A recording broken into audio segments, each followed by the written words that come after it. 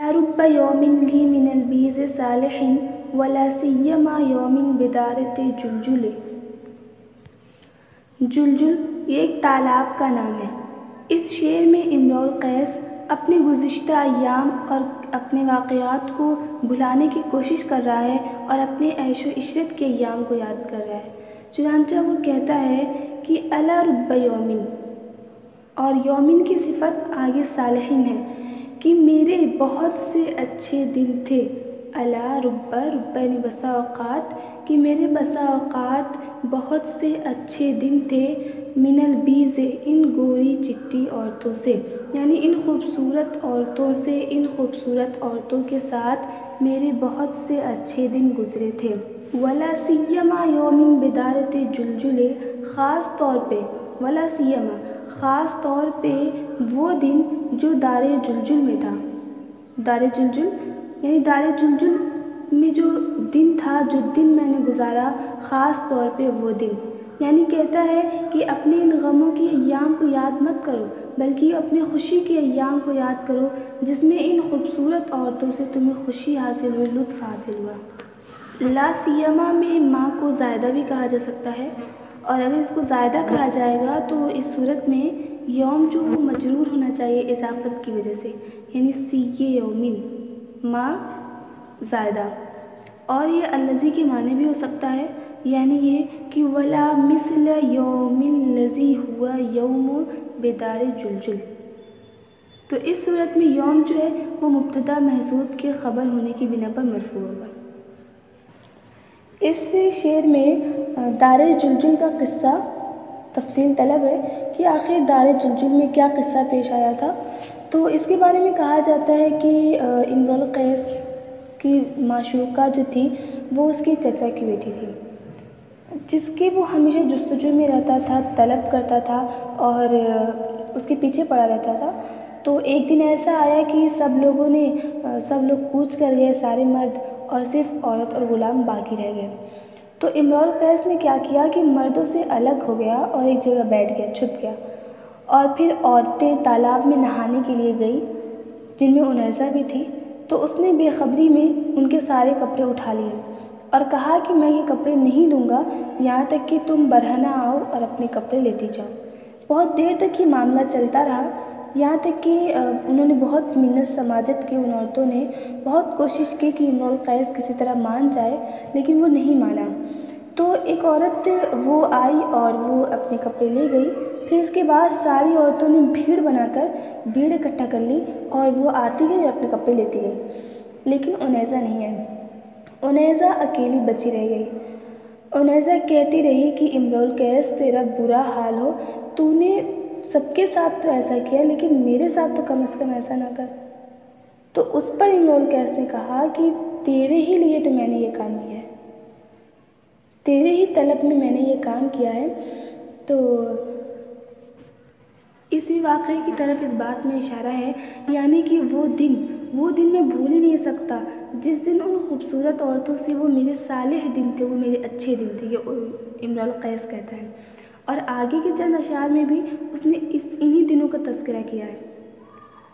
تو آگے کہتا ہے وَيَوْمَ أَقَرْتُ لِلْعَذَارَى مَطِيَّتِي فَيَا عَجَبًا مِنْ كُورِهَا الْمُتَحَمَّلِ۔ اقرا کے معنی ہوتا ہے اونٹوں کی کوچے کاٹنا، انہیں ذبح کرنا، جانور کی کمر کو زخمی کرنا، یہ باب ضربہ سے ہوتا ہے۔ اور عذرا کنواری لڑکی کو بولتے ہیں جس کی جمع عذارا ہے۔ کور کے معنی اونٹ کے کجاوے، جمع اکوار، اور متحمل یعنی لدا ہوا۔ وَيَوْمَ أَقَرْتُ لِلْعَذَارَى مَطِيَّتِي کہ دار جلجل کا دن، جس دن میں نے ان کنواری لڑکیوں کے لیے اپنی سواری کو قربان کر دیا، ذبح کر دیا۔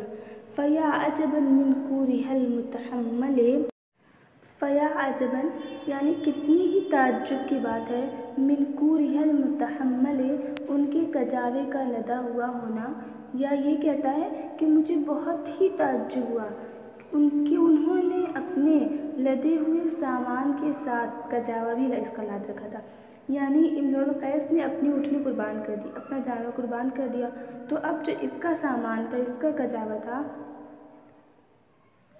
اس کو بھی ان کنواری لڑکیوں نے اپنے سواری پہ لاد رکھا تھا۔ یہ اس دن کا واقعہ بیان کرتا ہے۔ تو اس میں وہ اپنی اونٹنی کا ذبح کرنا اور اپنی فراخ دلی کا ثبوت پیش کرتا ہے کہ میں کتنا فراخ دل ہوں، میں نے ان لڑکیوں کے لیے اپنی اونٹنی قربان کر دی۔ فَظَلَّ الْعَذَارَى يَرْتَمِينَ بِلَحْمِهَا وَشَحْمٍ كَهُدَّى بِالدِّمَقْسِ الْمُفَتَّلِ۔ عذارا کنواری لڑکی جمع واحد عذرا، اور ارتما کے معنی پھینکنا، لحم گوشت، شحم کے معنی ہوتا ہے چربی، اور ہداب کے معنی جھالر لٹکنے والی چیز، واحد ہدابۃ، اور دمقس یہ خالص سفید ریشم۔ پس وہ کنواری لڑکیاں اس کے گوشت کو اور چربی کو، یعنی اس جانور کے گوشت کو اور چربی کو پھینکنے لگیں جیسے کہ بٹے ہوئے سفید ریشم کے جھالر، یعنی جس طرح بٹے ہوئے سفید ریشم کے جھالر ہوتے ہیں وہ ویسے لگ رہے تھے۔ اس کی تشبیہ دے رہا ہے، ان گوشت اور چربیوں کی تشبیہ دے رہا ہے کہ وہ گوشت اور چربیوں کو ایسا ایک دوسرے کے پاس پھینک رہی تھی، اس سے کھیل رہی تھی کہ جیسے لگ رہا تھا بٹے ہوئے سفید ریشم کے جھالر۔ اس شعر میں شاعر کنواری لڑکیوں کے آپس میں مذاق اور ان کی شوخیوں کا ذکر کر رہا ہے۔ وَيَوْمَ دَخَلْتُ الْخِدْرَ خِدْرَ عُنَيْزَةٍ فَقَالَتْ لَكَ الْوَيْلَاتُ إِنَّكَ مُرْجِلِ۔ خدر کے معنی ہوتا ہے ہودج جمع اخدار اور خدور، ویل یعنی ہلاکت جمع ویلات، ارجال کے معنی ہوتا ہے دوسرے کو پیدل کرنا، پیدل چلانا۔ اس دن میں عنیزہ کے ہودج میں داخل ہوا، فقالت تو اس نے کہا کہ لک الویلات اے امرؤ القیس تیرے لیے تباہی و بربادی ہو، تو ہلاک ہو جا، انک مرجلی تو مجھے پیدل ہی کر دے گا۔ یعنی جب اس نے اپنی سواری قربان کر دی، اس کے پاس اب واپس اپنے گھر جانے کے لیے کوئی سواری نہ بچی، تو یہ عنیزہ کے ہودج میں داخل ہو گیا۔ اس شعر میں شاعر اپنی معشوقہ کے کجاوے میں گھسنے اور بیٹھنے کا حال ظاہر کر رہا ہے۔ آگے کہتا ہے تقول وقد مال الغبیط بنا معا اقرت بعیری یا امرأ القیس فانزلی۔ غبیط کے معنی ہوتا ہے ہودج۔ تقول وہ کہہ رہی تھی، یعنی عنیزہ کہہ رہی تھی اس حال میں کہ ہودج ہم دونوں کو لے کر جھکا ہوا تھا۔ یہ جملہ حالیہ ہوگا کہ اے امرؤ القیس تو نے اپنے اونٹ کو، اپنے اونٹنی کو قربان کر دیا، فانزلی پس تو اتر جا۔ شاعر کہتا ہے کہ وہ کہہ رہی تھی عنیزہ کہ اے امرؤ القیس اقرت بعیری تم نے میرے اونٹ کو زخمی کر دیا ہے، فانزلی پس تو اتر جا۔ اس شعر میں شاعر اپنی معشوقہ کی بے رخی اور اس کی ترشی کے بیان کر رہا ہے، یعنی وہ مجھ سے اتنا بے رخی سے بات کر رہی تھی۔ فَقُلْتُ لَهَا سِيرِي وَأَرْخِي زِمَامَهُ وَلَا تُبْعِدِينِي مِنْ جَنَاكَ الْمُعَلَّلِ۔ ارخا ارخاؤن کے معنی ہوتا ہے ڈھیلا چھوڑ دینا، زمام مہار نکیل، اور جنا چنا ہوا پھل، تعلیل یکے بعد دیگرے پھل چننا، دل بہلانا، مقرر کرنا۔ فقلت لها پس میں نے اس سے کہا، یعنی عنیزہ سے کہا کہ سیری تو چل اور اس کی لگام کو ڈھیلا کر دے، اور تو مجھے اپنے مقرر بار بار پھل دینے والی چیز سے دور نہ کر۔ یا ایسے بھی کر سکتے ہیں کہ وَلَا تُبْعِدِينِي کہ تو مجھے دور نہ کر، مِن جَنَاكِ الْمُعَلَّلِ اپنے بار بار آنے والے پھل سے، یعنی تو مجھے اپنی محبت سے دور نہ کر۔ میں نے اسے کہا کہ تو چل اور اس اونٹنی کے لگام کو ڈھیلی رکھ، اور تو مجھے اپنے بار بار آنے والے پھل سے دور نہ کر۔ اس شعر میں شاعر اپنے محبوبہ کے پیار کو میوے سے تشبیہ دے رہا ہے۔ امرؤ القیس کہتا ہے